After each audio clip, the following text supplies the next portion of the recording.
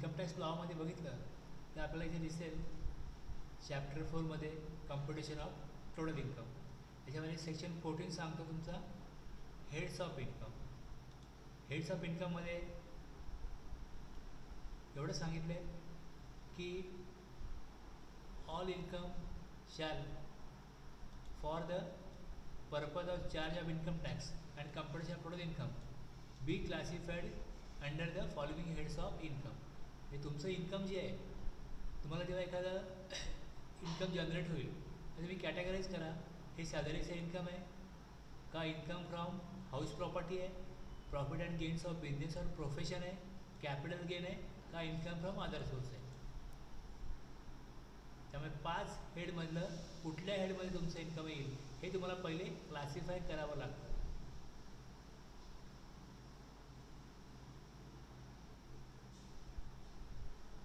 आता आपण जी आपली उपजीविका असते, लाईव्हलीहूड, जगण्याकरता जे माणसाला पैसे कमवावे लागतात, बरोबर आहे, त्यामध्ये तो आयदर जॉब करेल, नोकरी करेल, त्याला सॅलरी मिळेल, किंवा दुसरं तो बिझनेस करेल. आता इन्कम फ्रॉम हाऊस प्रॉपर्टी हे ॲडिशनल इन्कममध्ये, किंवा असा फार कमी लोक असतील की ज्यांचं घर भाड्याने देणं हाच बिझनेस असेल.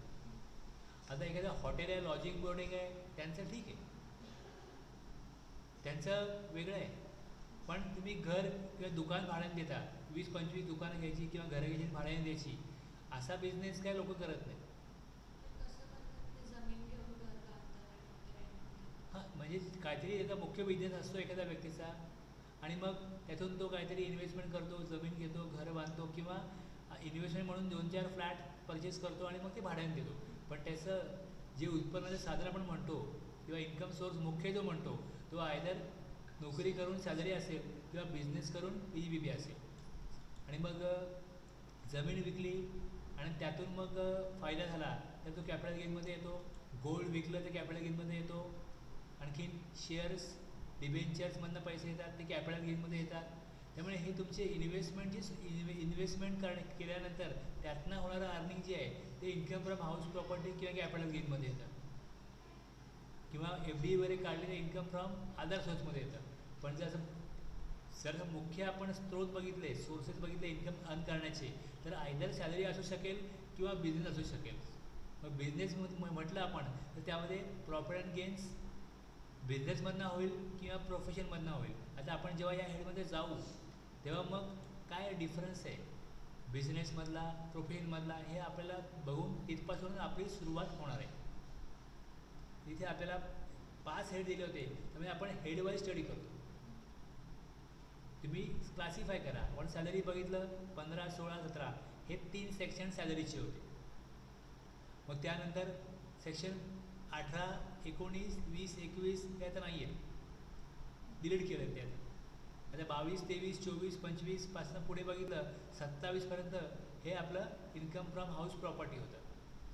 पुढे चालू होतं PGBP, ते 28पासून सुरू होईल ते मग 28 ते 44च्या पुढे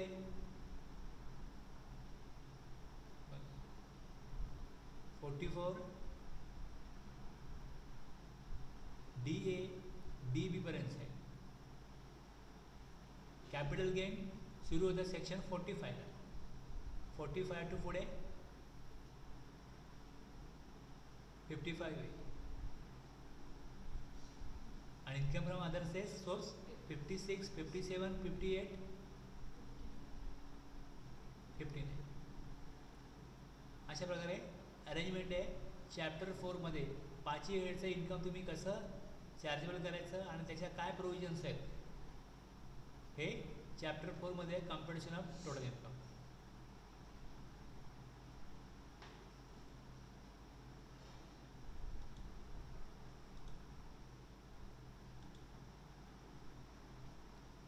असं आपल्याला टॉपिक बघायचं आहे, profit and gains of business और प्रोफेशन. आता ह्या टॉपिकमध्ये आपल्याला काय काय कवर केलं जाणार आहे किंवा तुम्हाला काय काय समजणार, तुम्ही जेव्हा हे कंप्लीट कराल तेव्हा चॅप्टर ची काही लिस्ट दिली. After study this chapter you will be able to comprehend the meaning of business. पहिले आपल्याला हे अंडरस्टँड करायचं आहे की बिझनेस आणि प्रोफेशन काय आहे, and the scope of income chargeable to tax under this head.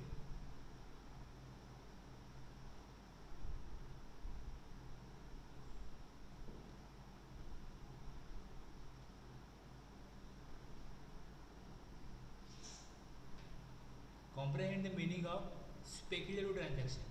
आता बिझनेस जे आहे हे बिझनेसमध्ये पण दोन प्रकारचे बिझनेस आहेत. एक नॉर्मल बिझनेस म्हटला जातो आणि दुसरा म्हटला जातो स्पेक्युलेटिव्ह ट्रान्झॅक्शन्स. हे पण काय हे आपल्याला मी सांगणार सगळं, ठीक आहे. The tax treatment of loss income in speculative business. आता जेव्हा आपण income from business profit and gains म्हणतो तेव्हा profit and gains of business or profession याच्यामध्ये लॉस पण इन्क्लूड होतो. लॉसही येऊ शकतो. तुम्ही दोन बिझनेस करत असाल, तीन बिझनेस करत असाल, एकामध्ये प्रॉफिट होईल एकामध्ये लॉस होईल. त्यामध्ये त्याचा जो काय तुम्ही कम्पिटिशन कराल ते कम्पिटिशन प्रॉफिटचंही होईल आणि लॉसचं होईल. मग त्याला ट्रीटमेंट काय द्यायची लॉसची हेही आपल्याला त्यातलं समजून घ्यायचं आहे. Identify the expenditures payments which are admissible as deductions. आता ॲडमिसिबल फॉर डिडक्शनचा अर्थ काय, जर का तुम्ही बिझनेस करण्याकरता इन्कम करण्याकरता काही ॲक्टिव्हिटीज करत असाल तर तुम्हाला एखादी जागा घ्यायला लागेल, आयदर स्वतःची असेल किंवा तुम्ही रेंटवरती घ्याल, मग तिकडे तुम्हाला रेंट द्यायला लागेल. तर रेंट काय एक्सपेंडिचर आहे.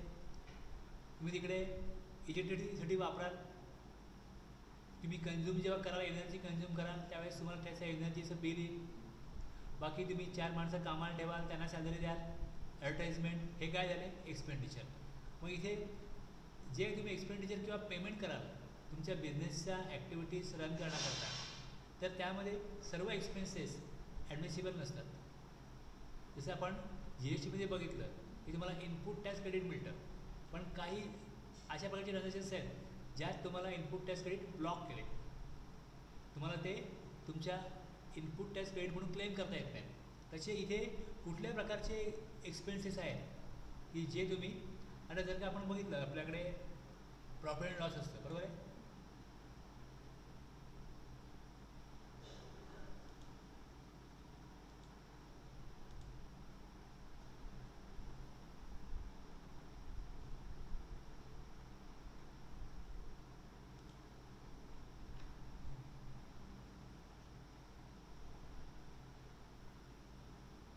आपल्याकडे दोन बाजू असतात प्रॉफिट अँड लॉसला. इथे आपण काय करतो इन्कम लिहितो. इथे आपण सेल्स केलं, तुमच्याकडे तुम्ही त्या अमाऊंट आहे सेल्स, किती सेल्स केला सपोज 5,50,000, ओके. आणि इथे काय येईल तुमच्याकडे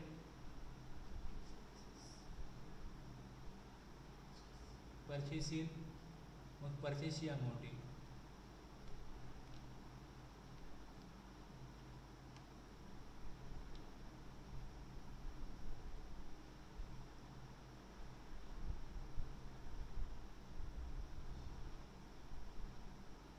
मग इथे अजून काय तुमचे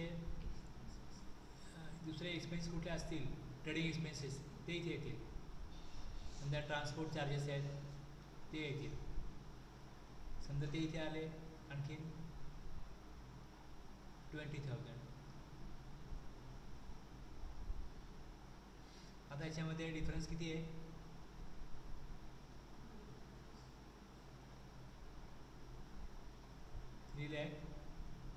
3,30,000. हे तुमचं काय येईल,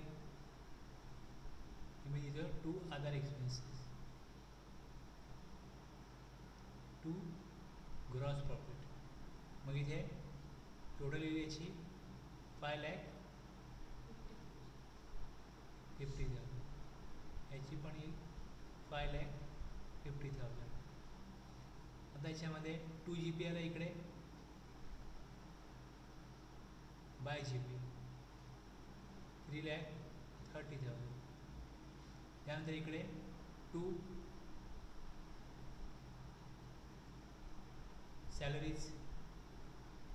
सॅलरीज सपोज 80,000 रेकॉर्ड केले, 80,000 आले, ठीक आहे.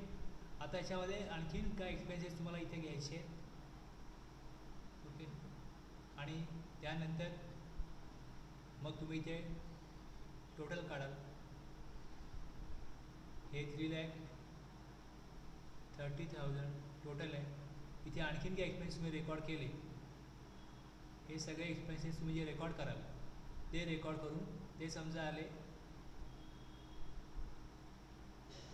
1,30,000. आता किती झाले?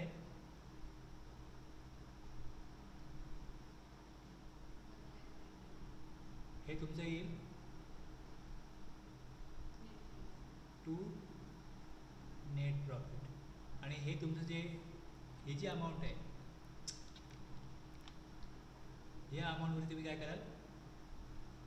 टॅक्स भराल. म्हणजे टॅक्समध्ये इन्कम कसं घेईल? या प्रकारे येईल. तर आपल्याला शिकायचं काय? PGP आपण ज्याला म्हणतो त्यामध्ये आपल्याला शिकायचं काय की बिझनेसचं प्रॉफिट तुम्ही कॅल्क्युलेट कराल, त्या तुम्ही सेल्सची अमाऊंट तुम्हाला मिळेल. तुम्ही जे इन्व्हॉइस बनवाल, सेल्स कराल, मला त्याची अमाऊंट मिळेल. परचेस तुम्ही जे कराल त्याची अमाऊंट येईल. तुम्ही जेव्हा सेल्स किंवा परचेस कराल तेव्हा आयदर तुम्ही काय कराल? काहीतरी बनवाल आणि विकाल, काहीतरी प्रोडक्शन कराल, मॅन्युफॅक्चरिंग कराल आणि ते विकाल, किंवा मग बाईंग सेलिंग कराल. प्रॉडक्ट ए आहे ते मी घेतलं आणि प्रॉडक्ट ए मी सेल केलं. आता जेव्हा प्रॉडक्ट ए घेईन तेव्हा सपोज मी 1,000ला घेतलं आणि ते मी विकलं 1,200, बस बाईंग सेलिंग.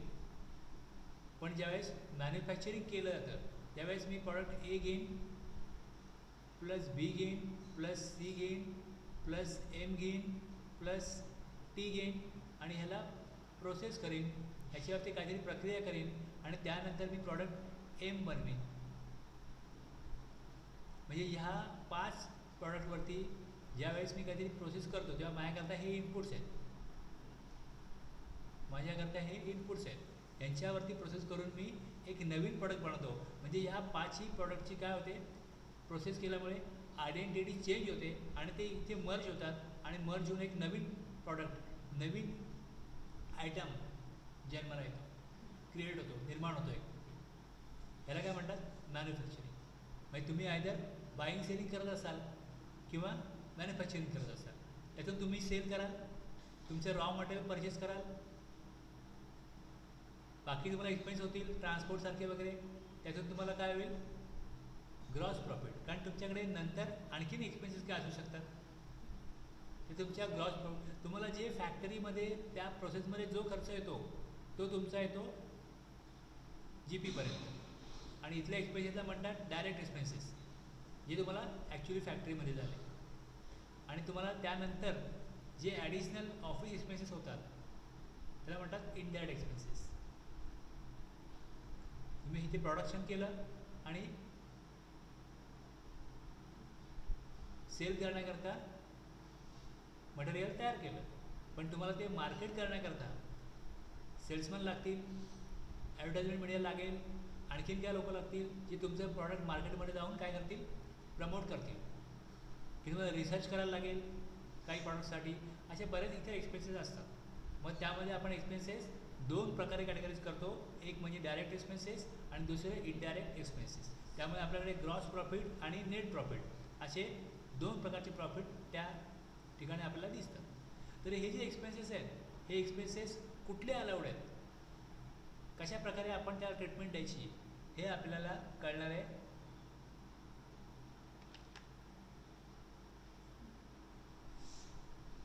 त्याच्या काय प्रोव्हिजन्स आहेत हे बघितल्यानंतर. Identify the expenditure payment which are admissible as deduction. आता एक एक्सपेंडिचर आहे, दुसरा पेमेंट आहे. आता तुम्ही जर का त्या प्रिमायसेस वापरत असाल तर तुम्हाला म्युनिसिपल टॅक्सेस येतील, ओव्हर टॅक्सेस येतील, मग त्याला पेमेंट करायला लागेल. मग ते ॲडमिसिबल आहेत का, त्याला काही कंडिशन आहेत का, ते सॅटिस्फाय केल्यानंतर कशा प्रकारे, किंवा याला लिमिट आहे का,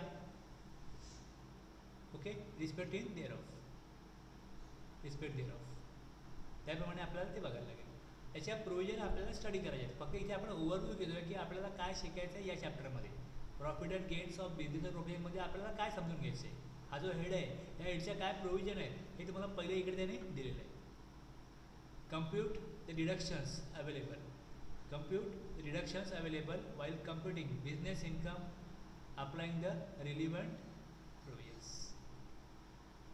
Identify the expenditure payments which are not admissible. जसं आपण GST मध्ये बघितलं होतं सेक्शन 17 सबसेक्शन 5, त्याला म्हणतात ब्लॉक क्रेडिट, की तुम्ही हे क्रेडिट घेऊ शकत नाही.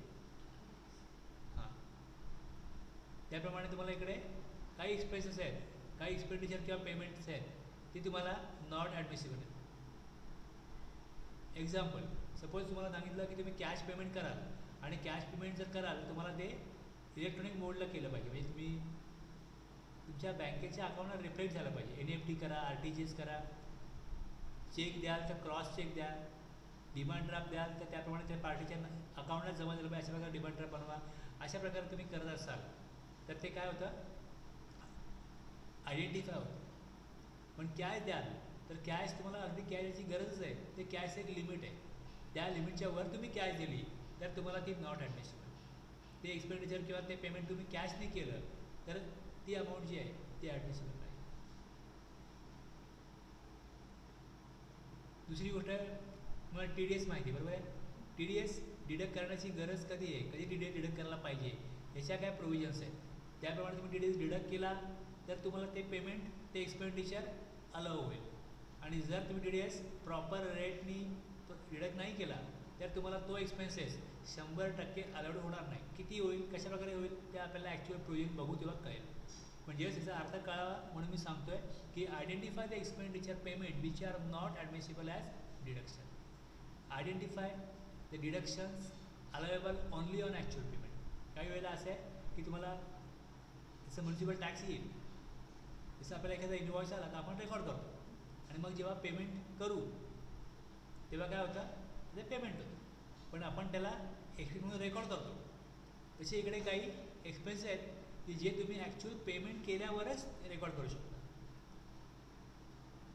समजलं.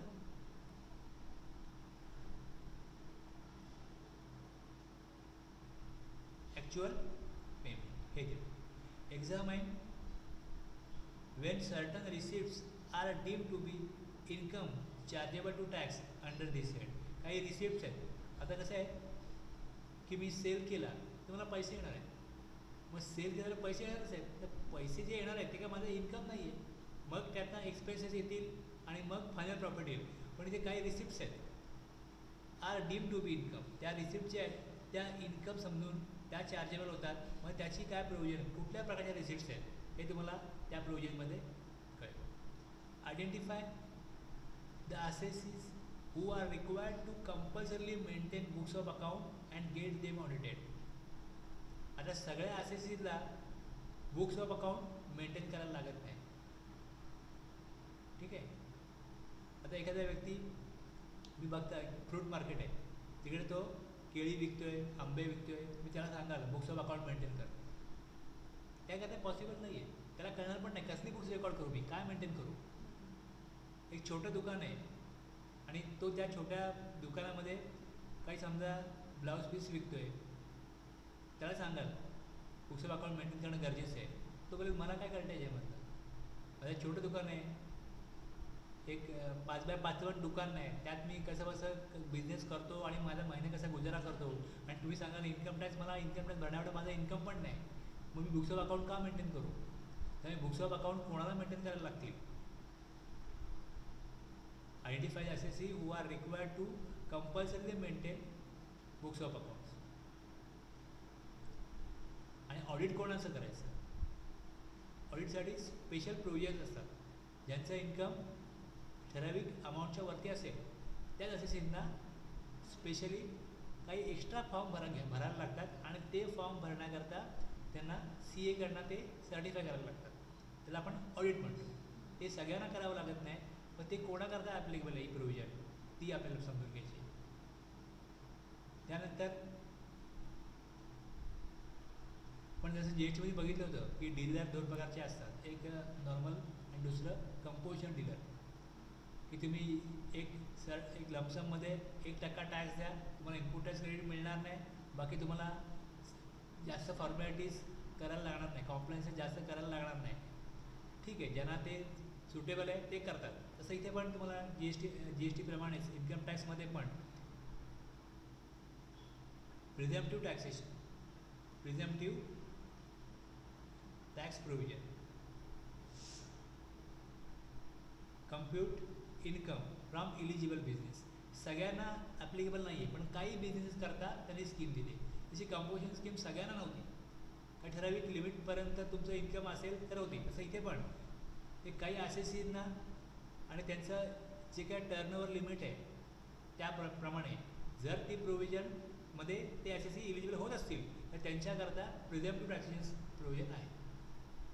त्याचे सेक्शन जे आहेत ते आपण जेव्हा बघू तेव्हा तुम्हाला कळेल की कोणाकोणाला ॲप्लिकेबल आहे ते बघायचं आहे पुढे जाऊन. Compute business income by applying the charging and dimming provisions and allowing permissible deductions. Compute the business income as in cases where income is partly agricultural.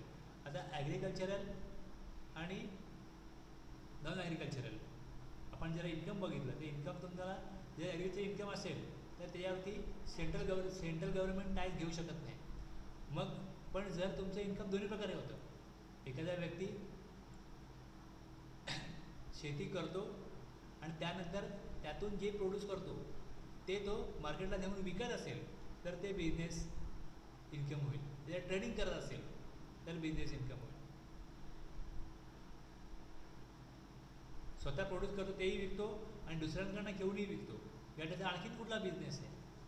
तर ह्या सगळ्या गोष्टीमध्ये बघायला लागेल की त्याचं इन्कम जे आहे ते पार्टली ॲग्रिकल्चरल आहे आणि पार्टली बिझनेस इन नेचर आहे.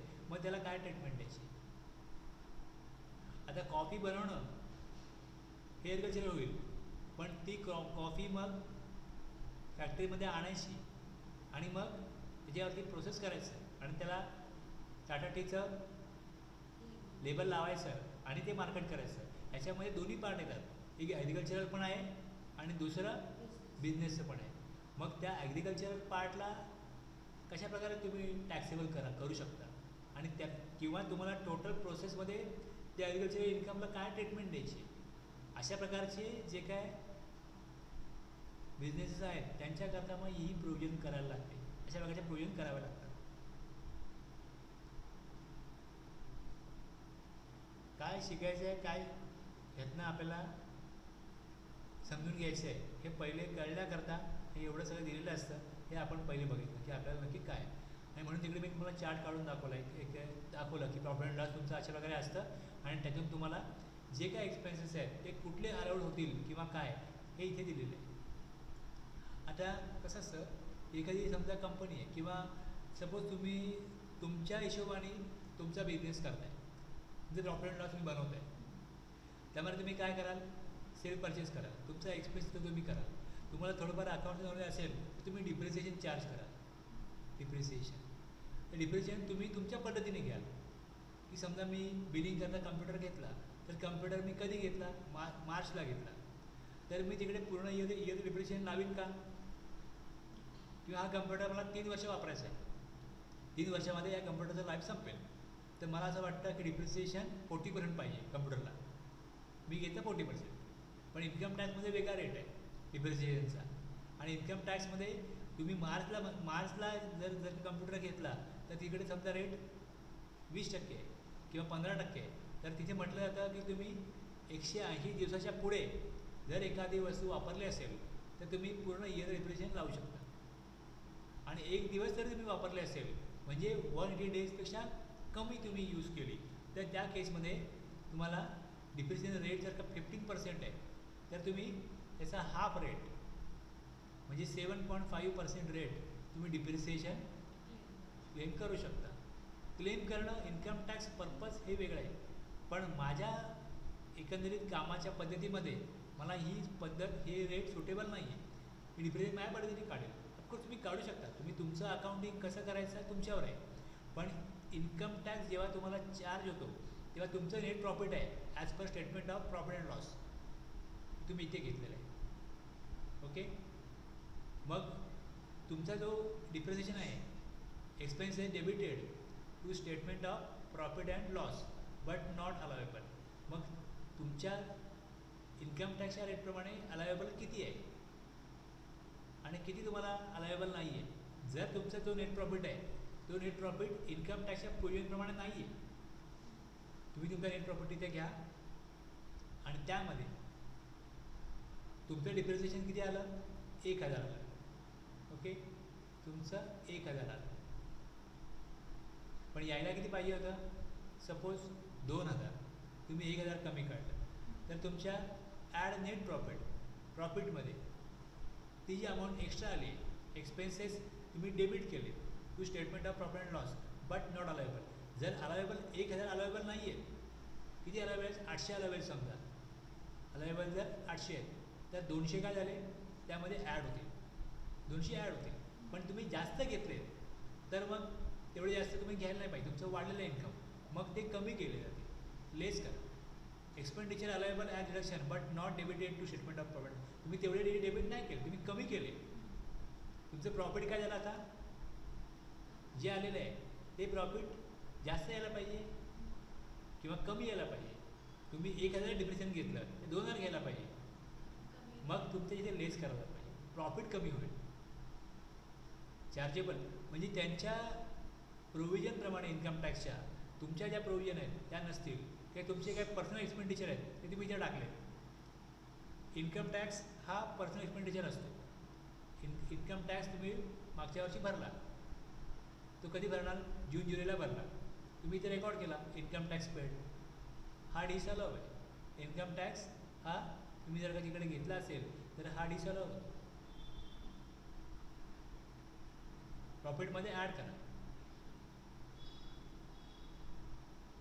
TDS डिडक्ट केला नसेल तर मग त्याप्रमाणे 30% of sum payable to resident on which tax is not deducted. तुम्हाला 30% अमाऊंट ॲड होईल तुमच्या प्रॉफिटमध्ये. तुम्हाला 70% एक्सपेन्सेस क्लेम करता येईल TDS डिडक्ट नाही केलं तर. तुम्ही तिकडे समजा 1000 डिडक्ट केले तर तुम्हाला 1000 जर का TDS कट करायला पाहिजे होता तर त्यामध्ये तुम्हाला 1000 एक्सपेंडिचर अलाउ झाला असता. TDS डिडक्ट नाही केला, मग यातले तुम्हाला 300 रुपये ॲड होते प्रॉफिटमध्ये. 30% of sum payable to resident on which tax is not deducted as source. अशा प्रकारे ज्या प्रोव्हिजन आहेत त्याप्रमाणे तुम्ही जर का फॉलो केलं नसेल किंवा चुकीचे तिकडे एक्सपेन्सेस रेकॉर्ड केले असतील तर तुमच्या प्रॉफिटमध्ये ते जेवढे डिसअलाउ आहेत तेवढे एक्सपेन्सेस तिकडे काय होतील, ॲड होतील. ओके, पर्सनल एक्सपेन्सेस तुम्ही तिकडे दाखवलेत. पर्सनल एक्सपेन्सेस तुम्ही लाईट बिल पे केलं, ऑफिसचं पे केलं, घरचंही पे केलं, दोन्ही तिकडे रेकॉर्ड करून टाकले. ते पर्सनल एक्सपेन्सेस प्रॉफिट समजा आला आहे तुमचा 2 लाख, तर तुमचं घरचं लाईट बिल आहे 10,000, मग 2,10,000 यायला पाहिजे. ॲक्च्युली तुम्ही 10,000 रेकॉर्ड करायला नाही पाहिजे होते. तुम्ही रेकॉर्डच केले नसतील तर तुमचं profit as per income tax match होते आहे. तुम्हाला ह्या प्रकारे अलाउ डिसअलाउ काही बघायची गरज नाही. तुम्ही जेव्हा रेकॉर्डच करताय तेव्हाच तुम्ही समजून करताय की as per income tax law आपल्याला हा एक्सपेन्सेस अलाउ होणार आहे, हा अलाउ होणार नाही. ठीक आहे, पण तुम्ही तुमच्या पद्धतीने तुमच्या नॉलेजप्रमाणे एक्सपेन्स झाला म्हणून रेकॉर्ड केला, पण इन्कम टॅक्सच्या प्रोव्हिजनमध्ये तो जर अलाउ नसेल तर मग इथे तो काय केला जाईल, ॲड.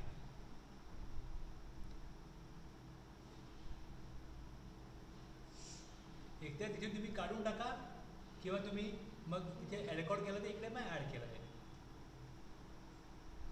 अशा प्रकारे इकडे लिस्ट दिली जाईल, त्याप्रमाणे तुम्हाला बघायला लागेल. आणि मग काय ॲडलेस करायचं, जर एक्सपेन्सेस जो रेकॉर्ड करायला नको होता तो रेकॉर्ड केला तर मग प्रॉफिटमध्ये ॲड होईल.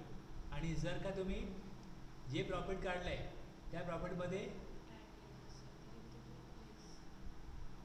Expenditure allowable as deduction but not debited, तुम्हाला डिप्रिसिएशन तुम्ही काढलेलं नाही आहे, तिकडे काढायचं आहे, किंवा असा एक्सपेन्स रेकॉर्ड केलं नाही आहे तो करायला पाहिजे, किंवा कमी रेकॉर्ड केला आहे तर मग लिस्ट करा.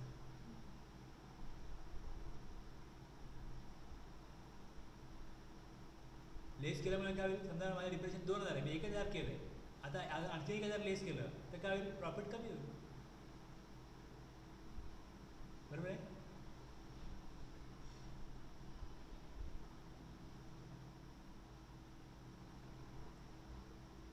इथपर्यंत आपण काय समजून घेतलं की आपल्याला आपण जो आता PGBP हा आय सुरू केला आहे त्यामध्ये सेल परचेस आपले असतात आणि खाली आपण काय करतो एक्सपेन्स रेकॉर्ड करतो तेव्हा आपलं नेट प्रॉफिट जे टॅक्सेबल फॉर इन्कम टॅक्स ते येतं. मग त्यामध्ये कुठले एक्सपेन्सेस अलाउ असणार आहेत, कशा प्रकारे त्याला ट्रीटमेंट द्यायची आहे हे आपल्याला इथे समजून घ्यायचं आहे. याच्यावर विशेष असं काही नाही याच्यामध्ये. आता आपण कसलं इन्कम बघतोय, बिझनेस किंवा प्रोफेशनचं. मग त्यामध्ये बिझनेस आणि प्रोफेशन काय हे समजून घेण्याकरता पहिला पॉईंट जो आहे तो हाच सुरू होतो इकडे.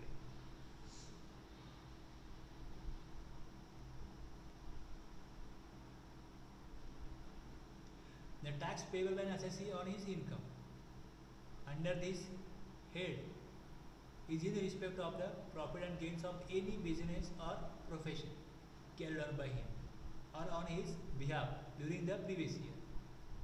प्रिव्हियस इयरचं जे इन्कम होईल त्यावरती काय होईल, ह्या असेसमेंट इयरमध्ये टॅक्स पे करणारा. आता बिझनेस किंवा प्रोफेशन कोण कॅरी करतो, कॅरीड ऑन बाय हिम, म्हणजे असेसी जो आहे त्या असेसीचं इन्कम तुम्हाला इथे टॅक्सेबल करायचं आहे. आता बिझनेस आणि प्रोफेशन या दोन टर्म्स आहेत, या आपल्याला पहिले समजून घ्यायच्या. आता सेक्शन 213 मध्ये डिफाईन आहे की बिझनेस काय आणि 236 मध्ये डिफाईन आहे की प्रोफेशन काय.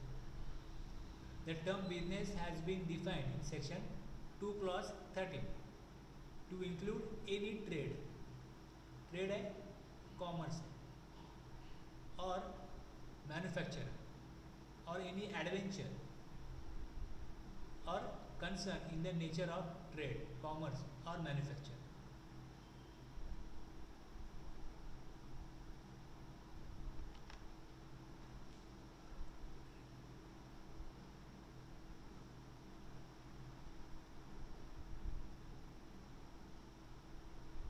एक ट्रेड आहे, बरोबर आहे.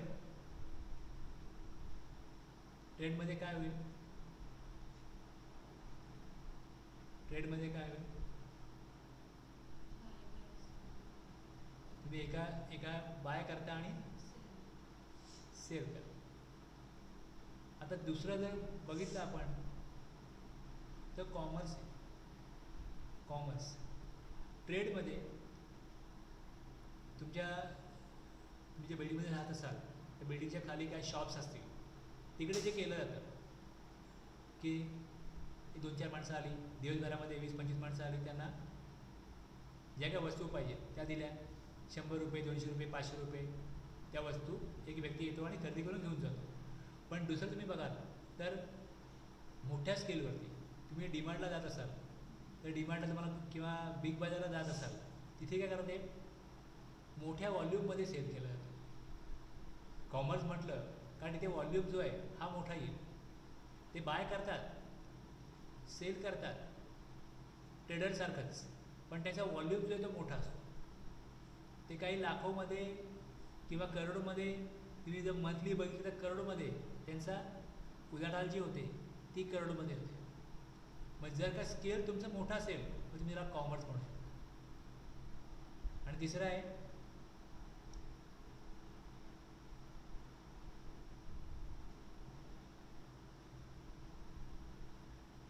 मॅन्युफॅक्चरिंग.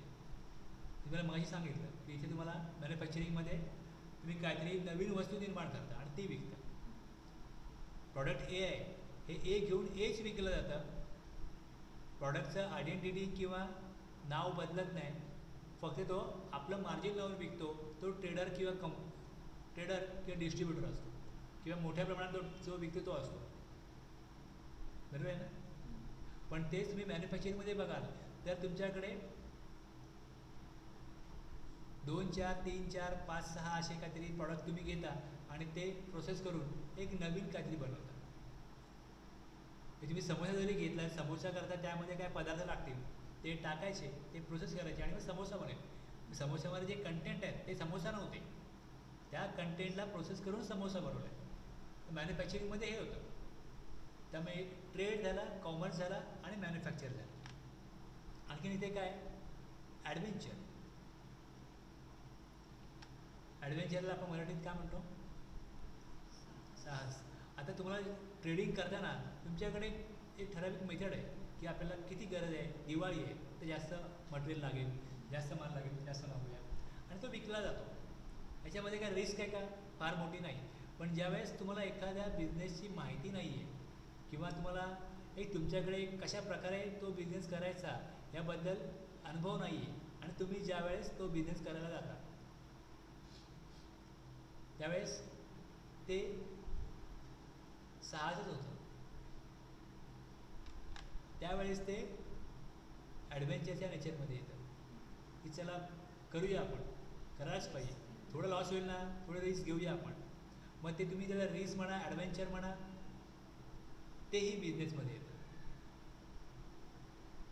तेही बिझनेसमध्ये येतं. म्हणजे एखादा व्यक्ती 3-4 बिझनेस करतोय, तो सक्सेस आहे, तो मला आणखी एक बिझनेस वाढतो आहे. ह्या एका वेगळ्या सेक्टरमध्ये काय होतं आहे, खूप लोक बिझनेस करतायत, त्यांना फायदा होतो आहे, आपण तिकडे जाऊन काही इन्व्हेस्टमेंट करून बघूया. मग तो तिकडे त्या बिझनेसमध्ये एंट्री घेतो. मे बी त्याला प्रॉफिट होईल किंवा लॉस होईल, पण त्याच्याकरता सिस्टमॅटिक वे नसतो किंवा अनुभव नसतो त्याला. त्यावेळेस ते ॲडव्हेंचर म्हणू शकाल तुम्ही, पण तेही बिझनेसमध्ये इन्क्लूड होतं. ट्रेड, कॉमर्स, मॅन्युफॅक्चर ह्याच्यामध्ये तुम्ही व्यवस्थित प्रॉपर पद्धतीने काम करता आणि तुम्हाला सक्सेसफुल होण्याचा रेट जो आहे हा खूप जास्त असतो. पण इथे जेव्हा ॲडव्हेंचर म्हटला तेव्हा तिकडे तुम्हाला सक्सेसफुल होण्याचा रेट थोडा कमी असू शकतो, त्याला तुम्ही ॲडव्हेंचर म्हणू शकता. और concern in the nature of trade, commerce और मॅन्युफॅक्चर, आणि त्यासंबंधी तुम्ही काही करत असाल ते सगळं काही बिझनेसमध्येच येईल. तर समजा मला एक डिस्ट्रीब्युटर आहे, त्याकडे काय सामान आणायला लागतं, म्हणून तो टेम्पो घेईल, ट्रक घेईल आणि त्या टेम्पोने तो आपलं सामान आणेल आणि तेच जेव्हा त्याला गरज नसेल तेव्हा तेच टेम्पो तो रेंटवर पण देईल, तर त्यातनं पण इन्कम होईल. मग ते पण त्याचा बिझनेस आहे, तेही बिझनेस आहे. ओके. आता प्रोफेशन आहे, दॅट टर्म प्रोफेशन. इन्कम तुम्हाला बाईंग सेलिंग करूनही होतं. इन्कम तुम्हाला प्रोफेशन म्हटलं तर architect, doctor, engineer, CA, chartered accountant, जे कंपनी सेक्रेटरी, यांचं काय झालं profession. Has not been defined in that. तो डिफाईन केलेलं नाही. आपण जेव्हा प्रोफेशन म्हणतो तेव्हा त्या व्यक्तीला एक एज्युकेशन घ्यावं लागतं, डिग्री घ्यावी लागते, त्यानंतर तो ते प्रोफेशन करतो. It means an occupation requires some degree of learning. आणि पुढे म्हटलं तर profession includes vocation as well. Vocation म्हणजे काय? तुम्ही गायक असाल, काही वाद्य वाजवत असाल, आर्टिस्ट असाल, तर तिथे कसं आहे तुम्हाला की जन्मता एखाद्या व्यक्तीकडे काही अशा क्षमता असतात, त्यातून तो काय करू शकतो, त्याची उपजीविका, लाईव्हलीहूड करू शकतो. मग त्या केसमध्ये त्याला इन्कम होणारच आहे. मग एक बिझनेस आहे, दुसरं प्रोफेशन आहे, इन्क्लूड्स वोकेशन ॲज वेल, हे पण दिले. एखाद्या व्यक्ती बोलेल मी वेगळ्या ठिकाणी जातो, गाणं म्हणतो, हेच माझं प्रोफेशन आहे, पण ते ॲक्च्युली प्रोफेशन नाही आहे. त्याला प्रोफेशन म्हटलं जातं, पण प्रोफेशनला आपण काय म्हणतो, त्याच्याकडे ज्या वेळेस रेकग्नाईज काही इन्स्टिट्यूट असेल किंवा रेकग्नाईज एखादी संस्था असेल, त्याची डिग्री असेल, तर तो डॉक्टर, इंजिनियर होतो. पण गायकवाला कुठली अशी डिग्री घ्यावी लागत नाही की इकडे जा आणि एक्झाम द्या किंवा तुम्ही काय ते तुम्हाला कोणती टेस्ट करेल आणि तुम्हाला सर्टिफाय करेल की तुम्ही आजपासून गायक झालात, असं काही नाही. 7 वर्षाची मुलं पण आपण बघतो की वेगवेगळ्या TV चॅनलला वेगवेगळे असे कार्यक्रम असतात, त्यामध्ये ते गाणं म्हणतात, डान्स करतात आणि मग एकदा का ते पॉप्युलर झाले चॅनलवरती का मग वेगवेगळ्या ठिकाणी जाऊन ते कार्यक्रम करून ते त्या वयातही पैसे कमवू शकतात. ते वोकेशन आहे. Okay. Painter, sculptor, author, auditor, lawyer, doctor, architect, astrologer are persons who can be said to be carrying on profession. त्यांचं तुम्ही प्रोफेशन म्हणाल बट नॉट बिझनेस. बिझनेसमध्ये काहीतरी बाईंग आणि सेलिंग ऑफ प्रॉडक्ट हे इन्वॉल्व आहे. इकडे तुम्ही काय करता, प्रॉडक्टचं देवाणघेवाण करत नाही. किंवा समजा डॉक्टर मेडिसिन देत असेल तरी तो फार छोटा पार्ट आहे त्याच्या प्रोफेशनचा. However, it is not material whether a person is carrying on business or profession or vocation, since for purpose of assessment, profits from all these sources are treated as tax alike. त्याचं taxation same आहे. म्हणजे जर तुम्ही डॉक्टरचं income काढायला जाल आणि त्याच्याकरता जर रेंट हा एक्सपेन्स आहे तर त्याची ट्रीटमेंट डॉक्टरला पण तीच आहे जी एखाद्या ट्रेडरला आहे, जी एखाद्या मॅन्युफॅक्चररला आहे. त्याच्यात काही फरक नसतो. जी डिप्रेशन रेट आहे जो मशिनरीचा आहे, जो बिझनेससाठी आहे तोच प्रोफेशनसाठी आहे. त्यामुळे बिझनेस किंवा प्रोफेशनमध्ये जे काही बाकीचे प्रोविजन्स आहेत ते टॅक्सेबिलिटीमध्ये काही फरक नाही. पण तुम्ही बघाल प्रिझेम्प्टिव्ह टॅक्सेशन तर त्याच्यामध्ये काही असे प्रोफेशन्स आहेत ज्यांना त्यामध्ये इन्वॉल्व केले की ह्या प्रोफेशन्स करता स्पेशल स्कीम आहे, तेव्हा तुम्हाला गरज लागेल की हा कुठल्या प्रोव्हिजनमध्ये येतो. बाकीच्या प्रोव्हिजनमध्ये याची गरज नाही, कुठेच गरज नसती. ते डिफाईन करायला लागलं असतं की कुठलाही व्यक्ती अशा प्रकारे अर्निंग करतो तर तो त्याचा बिझनेस आहे बस. जर तो सॅलरी अर्न करत नाही तर मग काय करतो, तो काम करतो पण कोणाकरता काम करत नाही, स्वतःकरता काम करतो बस. पण बिझनेस आणि प्रोफेशन हे जर बघितलं तर 95% आपल्याला काय फरक पडत नाही, प्रोव्हिजन तशाच आहेत. पण 2-5% तुम्हाला उपयोग होईल की हे प्रोफेशन आहे म्हणून त्याचा इन्कम कुठल्या हेडमध्ये कुठल्या सेक्शनमध्ये टॅक्सेबल होईल प्रिझेंटिव्ह टॅक्सेशनमध्ये. अदरवाईज काय फरक पडत नाही. Meaning of profit. Profit in cash or in kind. Profit may be realized in money or in money's work. It is in cash or in kind. Where profit is realized in any form other than cash, the cash equivalent of the receipt on the date of receipt must be taken as a value of income received in kind. काय अर्थ याचा की तुम्हाला एखाद्या व्यक्ती cash देईल तेव्हाच तुम्ही म्हणाल की आता मला प्रॉफिट झालं, कॅश मिळाली. पण काइंडमध्ये काय मिळालं म्हणजे एक व्यक्ती आहे तो एका कंपनीचा ऑडिटर आहे आणि ती कंपनी काय प्रॉडक्ट बनवते आणि त्याने सांगितलं की तुम्ही मला हे प्रॉडक्ट देत जा. किंवा एक मोबाईल शॉप आहे त्याचं काम एक इन्कम टॅक्सचं काम एक CA करतो, किंवा तिथं मी काम करत जाईन, मला तुम्ही दरवर्षी 4 मोबाईल द्या माझ्या फॅमिलीकरता. या 4 मोबाईलची किंमत मे बी 2 लाख होईल. म्हणजे 2 लाख जेव्हा तो त्यांना चार्ज करणार आहे कॅशमध्ये घेणार आहे, कॅशचा अर्थ तुम्ही चेक घेता, NFT घेता, काही घेता त्याला आपण असं कॅशच म्हणतो, फक्त त्याचा फॉर्म चेंज झाला. कॅश तुमची बँकेत आली तर शेवटी ती कॅशच आहे. हां, तुम्ही जेव्हा कॅश घेता 2 लाखाची तेव्हा तुम्ही प्रॉफिट म्हणणार आणि तुम्ही 2 लाखाचे मोबाईल घेतले तर तरी त्याला प्रॉफिट म्हणणार. म्हणून प्रॉफिट इन कॅश और इन काइंड काही असो. मिनिंग ऑफ प्रॉफिटचा अर्थ असा आहे की तुम्ही त्याला मग ट्रीटमेंटला की इक्विव्हलंट त्याची कॅश किती व्हायला पाहिजे, त्यामुळे त्याचं व्हॅल्युएशन केलं जाईल आणि मग तिथे तुम्हाला रेकॉर्ड करावं लागेल की बस हे केलं. मग त्याने ऑडिट सर्व्हिस दिली पण पैसे घेतले नाही, मग तो म्हणत मी ऑडिट सर्व्हिस दिली पैसे कुठे घेतले, इन्कम मला प्रॉफिट झालंच नाही, इन्कम झालंच नाही, असं होत नाही. ओके, प्रॉफिट कशा प्रकारे असो, कॅशमध्ये असो, काइंडमध्ये असो, कशा प्रकारे असो. Second, capital receipt. Capital receipts are not generally to be taken into account while computing profit under this head. तुम्ही प्रॉफिट काढा तेव्हा तुम्हाला पैसे आले म्हणून प्रॉफिट होत नाही. सेल केला, परचेस केला आणि बाकी एक्सपेन्स केले आपण बघतो. पण केव्हा केव्हा तुम्ही बघितलं की जर तुम्ही असेट्स विकल्या आणि पैसे आले किंवा लँड विकली आणि पैसे आले, मग त्यावेळेस ते त्याला म्हणतात कॅपिटल रिसिप्ट. रिसिप्ट 2 प्रकारचे असतात, एक असे रेव्हेन्यू रिसिप्ट, दुसरी कॅपिटल रिसिप्ट. मग कॅपिटल रिसिप्ट जे आहे are not generally to be taken into account well computing profit under this head. आपण बघितलं की कॅपिटल गेनमध्ये स्पेशल प्रोव्हिजन आहेत कॅपिटल रिसिप्टसाठी. मग त्या प्रोव्हिजन लागू होत असतील तर त्याला काय होईल, काहीतरी गेन होईल, प्रॉफिट होईल आणि मग टॅक्सेबल होईल. अदरवाईज कॅपिटल रिसिप्ट ह्या टॅक्सेबल नसतात. व्हॉलंटरी रिसिप्ट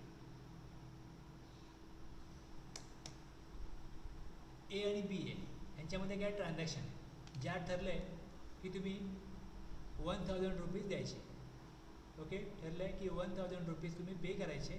त्याच्या अगेन्स्ट तुम्हाला मी काय गुड्स देईन, सर्व्हिस देईन, वॉट एव्हर देईन. बरोबर आहे, हे ते कंपल्सरी द्यायला पाहिजे. आता व्हॉलंटरीचा अर्थ काय, तुम्ही स्वइच्छेने काय अमाऊंट देता, स्वइच्छेने. Payment voluntarily made by persons who were under no obligation, who were no obligation to pay anything at all, would be income in the hands of the recipient. तुम्हाला मी 1000 देणार आहे, पण तुम्ही मला प्रॉम्प्ट सर्व्हिस दिली, चांगली सर्व्हिस दिली किंवा जे गुड्स प्रोव्हाइड केले ते योग्य वेळी दिले, तर मी तुम्हाला खुश होऊन जर का 200 रुपये एक्स्ट्रा दिले की 1200 रुपये घ्या.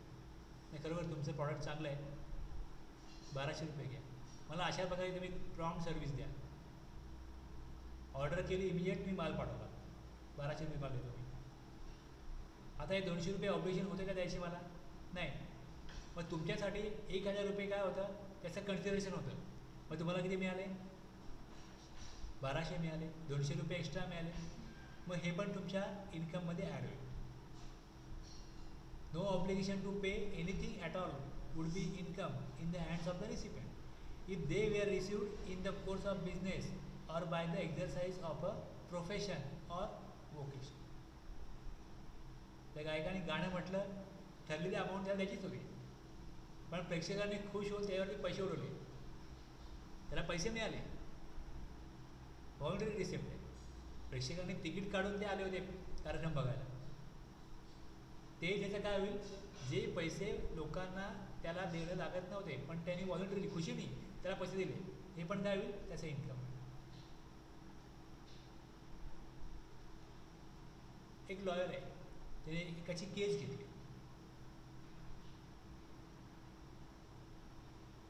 ओके,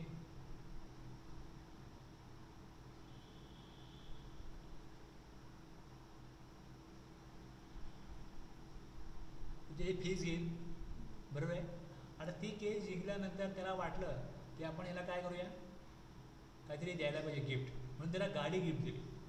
आता इथे जसं कॅश दिली तशी ते काइंडमध्ये गाडी दिली. हे पण त्याचं इन्कम होईल की नाही म्हणून. आणि समजा एक व्यक्ती आहे, त्याच्यावरती दुसऱ्या व्यक्तीने केस केली,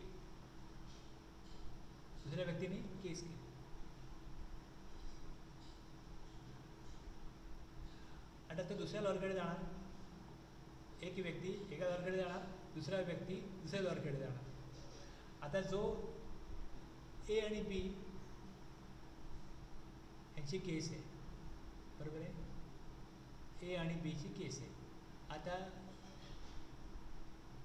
एची केस पी लढणार आहे आणि बीची केस ही एक्सकडे जाणार आहे. हा जो ए आहे हा या एक्सला सांगतो की तुम्ही एक काम करा, तुम्ही बीची केस घेऊ नका. तुम्ही जर केस घेतली तर मी केस, माझा वकील केस हारेल, तुम्ही केस घेऊ नका. मी तुम्हाला काही फीस घेतो. Any amount paid to lawyer by a person who was not a client but who has been benefited by the lawyers professional service to another would be assessable as a lawyership. कुठल्याही प्रकारे तुम्ही एखादं profession करताय, एखादा business करताय म्हणून तुम्हाला amount मिळते, ती व्हॉलंटरी आहे का मॅनेटरी आहे, कुठल्याही प्रकारे मिळते, किंवा तुमची ठरलेली अमाऊंट आहे, तेव्हा तुम्हाला जास्त अमाऊंट तुमचा क्लायंट देतो, तुमचा बायर देतो. हे सगळं काही इन्कममध्ये.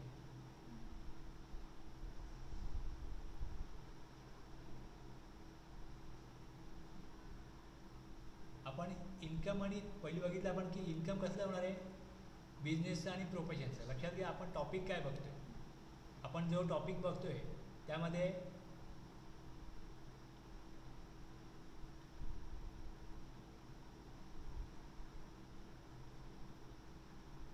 Profit and gains of business और प्रोफेशन आहे. मग तुम्हाला प्रॉफिट आणि गेन्स कशा प्रकारे होऊ शकतं आणि बिझनेस आणि प्रोफेशन काय आहे ह्या चार ज्या गोष्टी शब्द आहेत, प्रॉफिट, गेन्स, बिझनेस आणि प्रोफेशन, हे आपल्याकरता विशेष, हे शब्द नाही, आपल्याकरता काय टर्म्स आहेत, त्याचा आपल्याला अर्थ कळावा म्हणून आपण हे सगळं चाललेलं आहे.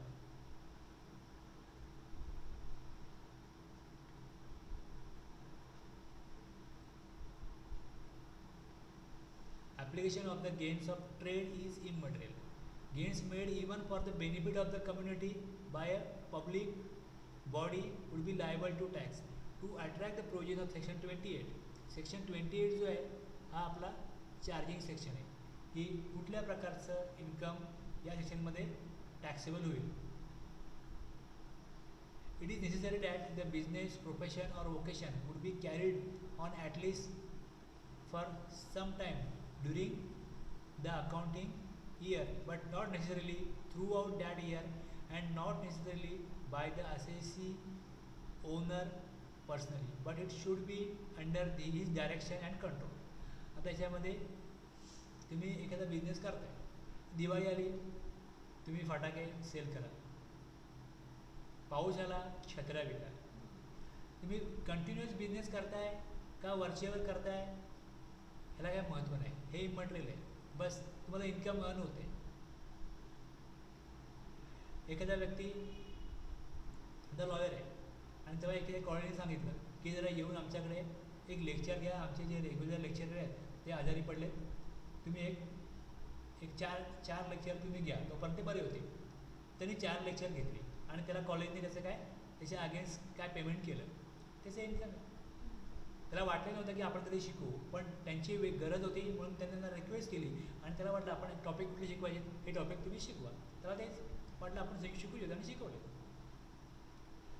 Application of the games of trade is important. तुम्ही एखाद्या गुड्स विकाल किंवा आता तुमच्या प्रोफेशनचा यूज करून काही अमाऊंट अर्न कराल, हे सगळं जे आहे हे रेग्युलर करा, कंटिन्युअसली करा, फ्रिक्वेंटली करा, वरचेवर करा, कसेही करा, थ्रू आउट द इयर करा, not necessarily bye assessee.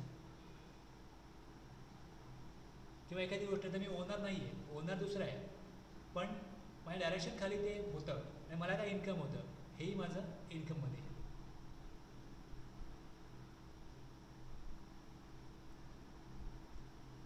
Legality of income.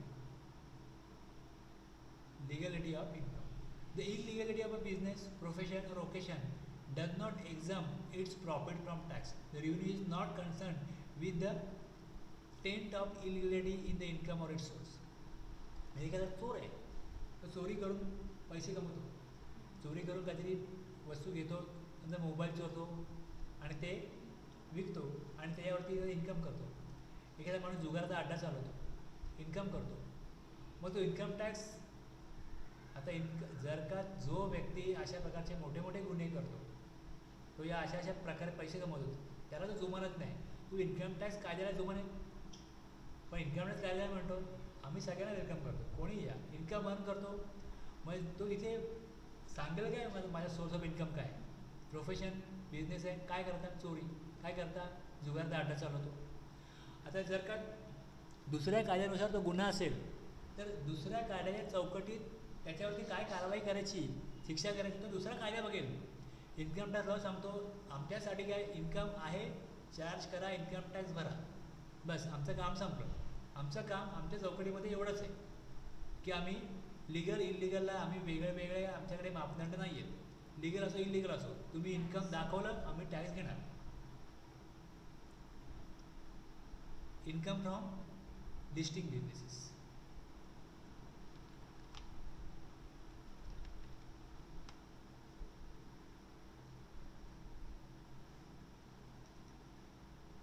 Income from distinct businesses.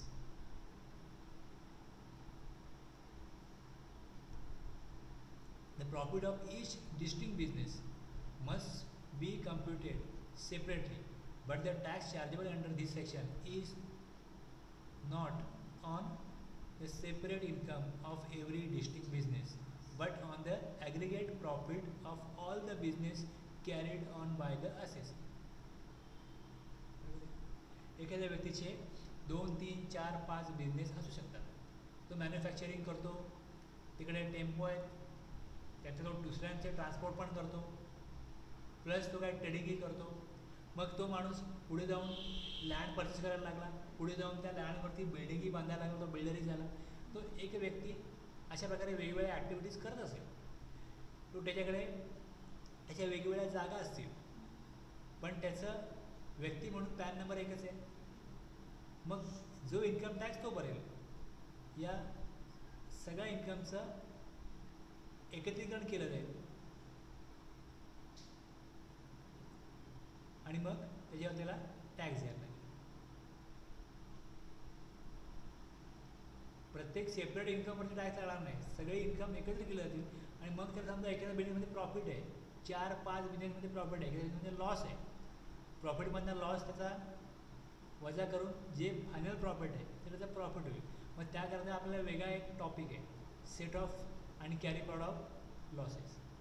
तुम्ही लॉस सेट ऑफ करू शकता. इथे तर बिझनेस आहे, जर बिझनेस आहे आणि दुसरा कॅपिटल गेन आहे, कॅपिटल गेनमध्ये लॉस आहे, बिझनेसमध्ये प्रॉफिट आहे. की सॅलरीमध्ये कधी लॉस होत नाही, सॅलरीमध्ये ऑलवेज काय होतं, गेनच होतो. मग सॅलरी आहे आणि दुसरा एक कॅपिटल गेन आहे. मग कॅपिटल गेन आणि सॅलरीमध्ये कॅपिटल गेनचा लॉस झाला आणि सॅलरीमध्ये इन्कम चार्जेबल होते. मग त्या इन्कममधनं जो लॉस झाला कॅपिटल गेनचा तो सेट ऑफ करता येतो का? मग त्याकरता आपल्याला त्याच्या वेगळ्या प्रोविजन आहे, त्याचा वेगळा टॉपिक येईल. जसे आपण हे हेड बघितलं इकडे, तुम्ही इथे इन्कम कम्प्यूट करा, त्यानंतर aggregation of income and set off और कॅरी फॉरवर्ड, मग इथे हा येईल topic. Set off loss from one head against income from another, set off loss from one source against income from another source under the same head of the income. एका सोर्समधनं income आहे, दुसऱ्या सोर्समध्ये पण इन्कम आहे, तिसऱ्यामध्ये loss आहे. मग set off loss from one source against income from another source under the same head of income, section 70. समजलं? इथे काय दिलं आहे की income from distinct business. Income म्हणजे इन्कमच होईल, म्हणजे गेनच होईल असं नाही, लॉसही होईल.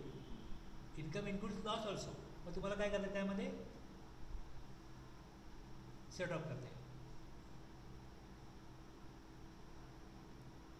Computation of profit. Profit should be computed after deducting the losses and expenses incurred for earning the income in the regular course of the business, profession or vocation, unless the loss or expenses is expressly or by necessary implication disallowed by the act.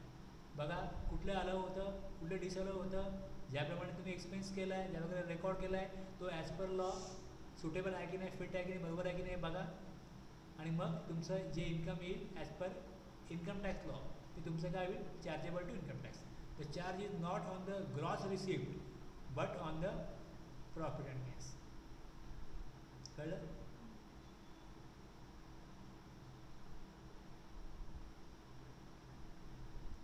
आता आपण हे बघितलं 3.1 मध्ये एवढे point होते.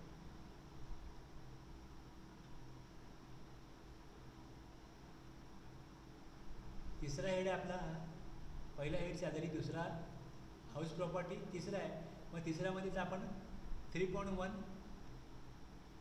आपण जे बघतोय सेक्शन ज्यामध्ये आता ह्याचा जो पार्ट बघतोय आपण तो 3.1 बघितला. 3.1 मध्ये आपल्याला दिलं की तुम्ही प्रॉफिट, बिझनेस आणि प्रोफेशन काय, मिनिंग ऑफ बिझनेस आणि प्रोफेशन, आणि त्याच्यामध्ये प्रॉफिट आणि गेन्स कशा प्रकारे कम्प्यूट करायचं इथपर्यंत पार्ट 3.1 मध्ये होतं. आता पुढे तुम्हाला प्रॉफिट लॉस केव्हा कळेल, जेव्हा तुम्ही अकाउंटिंग कराल तेव्हा. मग 3.2 काय येतं, मेथड ऑफ अकाउंटिंग. त्याच्यामध्ये section 145, section 145(1) income chargeable under the head दाखवू इकडे 145. जर मी इकडे गेलो section wise,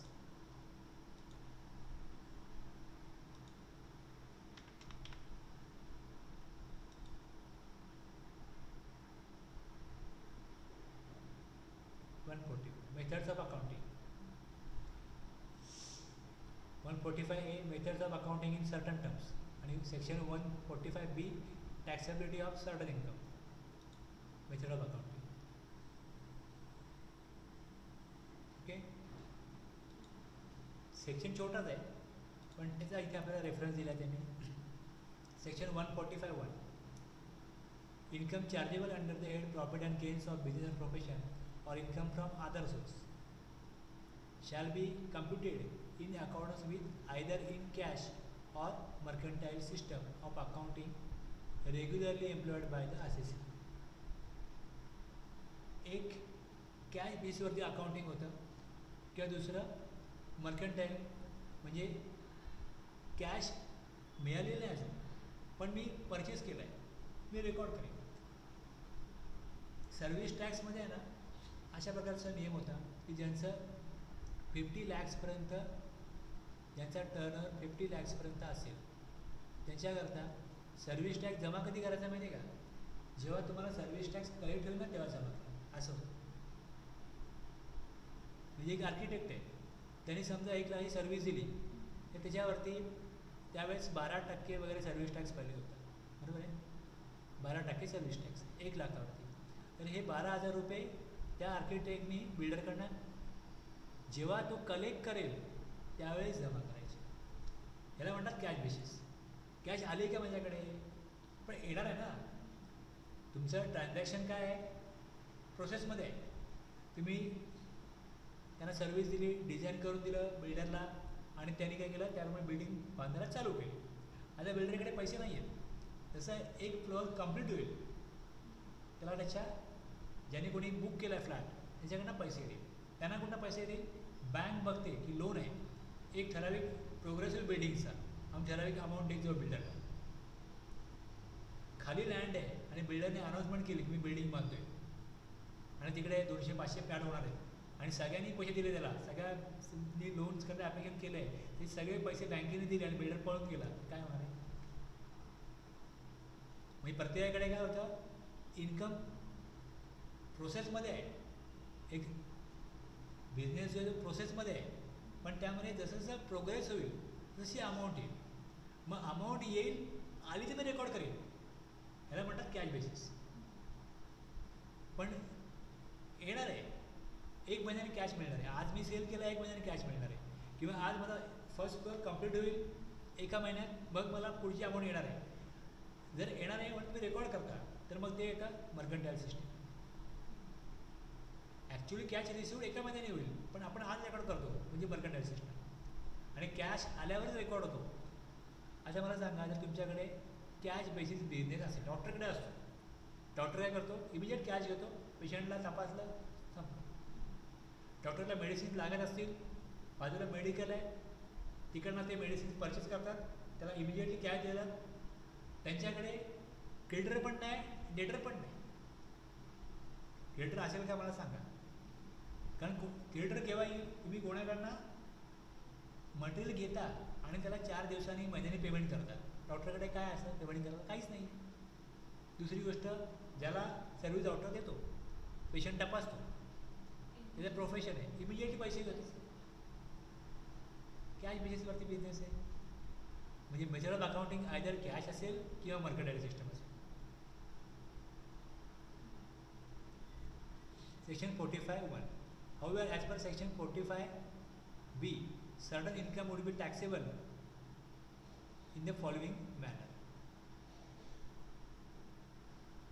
Interest received by an assessee on compensation or on enhanced compensation shall be deemed to be the income of the year in which it is received.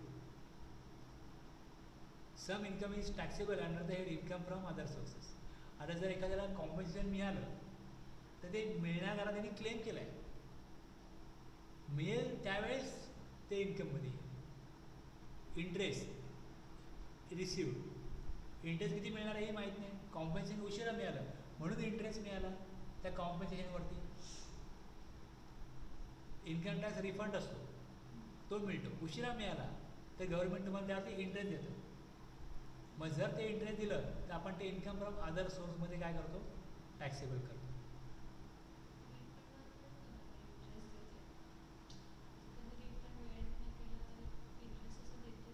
हो income tax department जर का एक ठराविक period आहे त्यात त्यांनी returns process करून जर रिफंड असेल तर रिफंड देणं एक्सपेक्टेड आहे, आणि जर त्यांना उशीर झाला तर गव्हर्नमेंट तुम्हाला इंटरेस्ट देतं.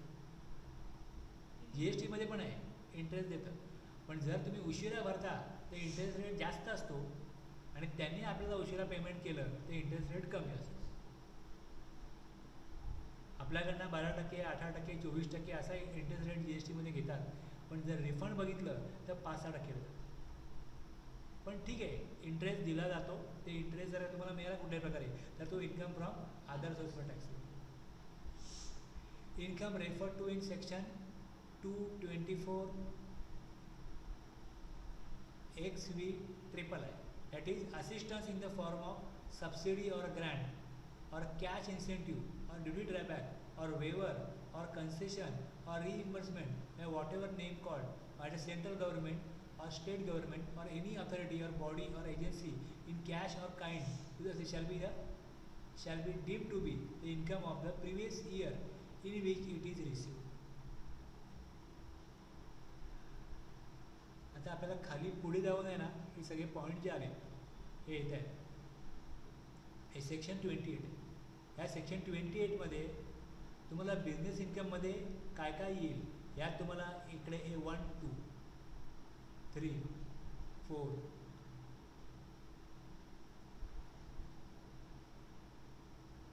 5, 6, 7, 8, 9 तुम्हाला 12 प्लस पॉईंट दिसतील. 10 पॉईंट आहे इकडे बघा. तर इथे काय मिक्स केले पण 10पेक्षा पण जास्त आहेत. काय याच्यामध्ये त्यांनी दिले नसतील, पण 10 पॉईंट तरी ते दिसत आहेत. हे एवढे आहेत ज्यावर तुम्हाला काय येईल, इन्कम फ्रॉम बिझनेस अँड प्रोफेशनमध्ये टॅक्सेबिलिटी येईल. हा चार्जिंग सेक्शन आहे 28. तर त्यातलाच भाग त्यांनी इथे सांगितलं आहे की तुम्हाला कुठल्या प्रकारची सबसिडी, हे सगळे डिटेलमध्ये खाली आपण डिस्कस करू. ठीक आहे. Under section 145(2), central government is empowered to notify in the official gazette from time to time income computation and disclosure standard (ICDS) to be followed by any class of assessee or in respect of any class of income. Income computation and disclosure standard. Income computation and disclosure standard. आता गव्हर्नमेंटनी accordingly the central government has vide notification number SO 3079E dated 29/9/2006 notified 10 ICDS to be applicable from assessment year 2017-18. The notified ICDS have to be followed by all assessee other than individual HUF who is not required to get his accounts of the previous year audited in accordance with provision of section 44A. ज्यांचं audit होत नाही त्यांना ICDS follow करायला लागत नाही. आता हे ICDS काय शब्द आपण बघितले इकडे ICDSमध्ये computation, income computation and disclosure standard. कशा प्रकारे तुम्ही इन्कम शो करायला पाहिजे, अकाउंटिंग करायला पाहिजे, रेकॉर्ड करायला पाहिजे, अँड डिस्क्लोजर स्टँडर्ड. याच्या गाईडलाईन्स काय की स्पेसिफिकली हे कळलं पाहिजे. सपोज तुम्ही सेल दिला तर या सेल समजा किती आहे, 1 करोड आहे. 1 करोडमध्ये GST किती आहे, तो GST कुठल्या प्रकारचा आहे, CGST आहे, SGST, IGST किती, तो वेगळा आम्हाला दाखवा. हे आम्हाला काय करा, तुम्ही ओपन करून दाखवा. डिस्क्लोजर स्टँडर्ड हे आम्हाला वेगळं कळलं पाहिजे. मग सेल प्लस GST किती आहे. जर 1 करोड आहे माझा सेल तर मी त्यात GST कुठे रेकॉर्ड करतो, बॅलन्स शीटला लायबिलिटीमध्ये ड्युटीज अँड टॅक्सेसमध्ये जातं. पण त्यांनी विचारलं की सेल प्लस GST किती आहे, मी सांगेन 1,18,00,000. मग त्यामध्ये 1,18,00,000 सेल्स आहे, त्यात तुमचा CGST किती, AGST किती आणि IGST किती हे त्यांना पाहिजे. अशा प्रकारे त्यांनी 10 स्टँडर्ड दिले. 10 notified ICDS ICDS 1 accounting policies कशा प्रकारे पाहिजे व्हॅल्युएशन ऑफ इन्व्हेंटरीज, इन्व्हेंटरीचं व्हॅल्युएशन कशा प्रकारे आलं पाहिजे कळलं पाहिजे त्यांना. Construction contracts, revenue recognition, tangible fix असेल. अकाउंटिंगचे 2 सब्जेक्ट आहेत सी ए इंटरमिजिएट. पहिल्या ग्रुपमध्ये पार्ट 1, सेकंड ग्रुपमध्ये पार्ट 2 अकाउंटिंगचं. अकाउंटिंगला खूप महत्त्व आहे, कारण तुम्ही अकाउंटिंग प्रॉपर केलं तर तुमचं टॅक्सेशन किंवा इतर ज्या काय बाकीच्या गोष्टी आहेत ह्या तुम्हाला प्रॉपरली करता येतात. अकाउंटिंगमध्येच मिस्टेक आहे, तुमचं इनपुटच चुकीचं आहे. सर तुम्ही एखादा पदार्थ बनवताना मीठच तुम्ही असं जास्त कमी टाकलं, पदार्थ खराब होतो. तसं इकडे अकाउंटिंग आहे, अकाउंटिंग प्रॉपर व्हायला पाहिजे. तुमचं ट्रान्झॅक्शन काय हे तुम्ही अंडरस्टँड करा, त्याप्रमाणे अकाउंटिंग कशा प्रकारे करायला पाहिजे म्हणून त्यांनी स्टँडर्ड दिले की पॉलिसीज काय असतील. त्यामुळे याचं महत्त्व वाटतं गव्हर्नमेंटला, म्हणून गव्हर्नमेंट अशा प्रकारच्या प्रोव्हिजन आणतं की तुमचं कॅश बेसिस आहे, तुमचं मर्कंटाईल बेसिस आहे, तुम्ही अकाउंटिंग करताय, मग त्यामध्ये अशा प्रकारे अकाउंटिंग करा की तुमचं इन्कम कॉम्पिटिशन आणि डिस्क्लोजर स्टँडर्डप्रमाणे ते आहे की नाही बघा, असं आलं पाहिजे ते. ओके, तर ह्याच्यावरती डिस्कशन जे आहे ते सी एच्या फायनल लेवलला होतं. असे days will be dealt with in detail at final level. एकदा का तुम्ही रेकॉर्ड केलं, अकाउंटिंग केलं का त्याच्यानंतरच तुम्ही काय करणार, टॅक्स कॅल्क्युलेट करणार. बस.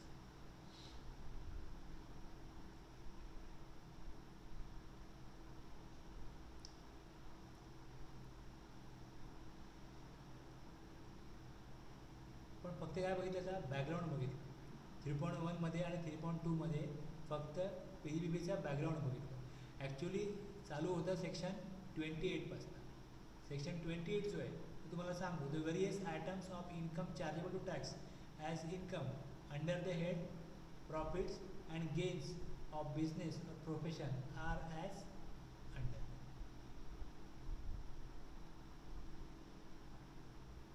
सेक्शन 28 आहे, तुम्हाला दाखवतो इकडे बघा.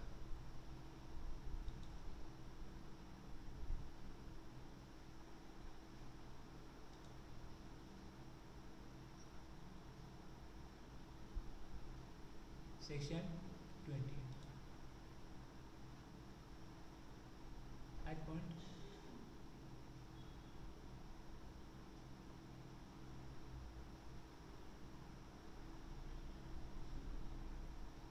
profit and gains of business profit. The following income shall be chargeable to income tax under the head profit and gains of business or profession. हे काय आहे, चार्जिंग सेक्शन आहे.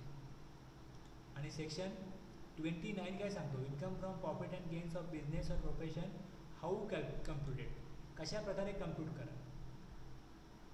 The income refer to in section 28 मध्ये तुम्हाला काय होईल, income होईल PGBBचं जे काय shall be computed in accordance with the provision contained in section 30 to 43. कुठलं इन्कम PGBB मध्ये येईल हे सेक्शन 28 सांगतो. आणि तुम्हाला ज्या ग्रॉस इन्कम आहे त्याच्यावर टॅक्सेबिलिटी नसते, नेट इन्कमवर टॅक्सेबिलिटी असते.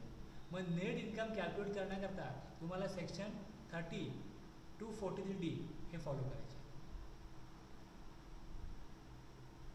हे आपल्याला सगळं कळलं म्हणजे आपल्याला हा जो हेड आहे इन्कम फ्रॉम बिझनेस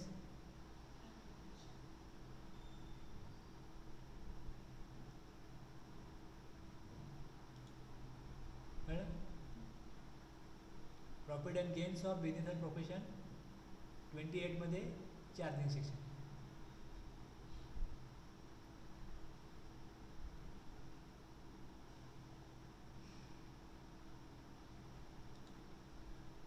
मला असं वाटतं आपण घ्यावा का थांबावं. ॲक्च्युली कसं आहे, हा थोडा ब्रेक पॉईंट आहे.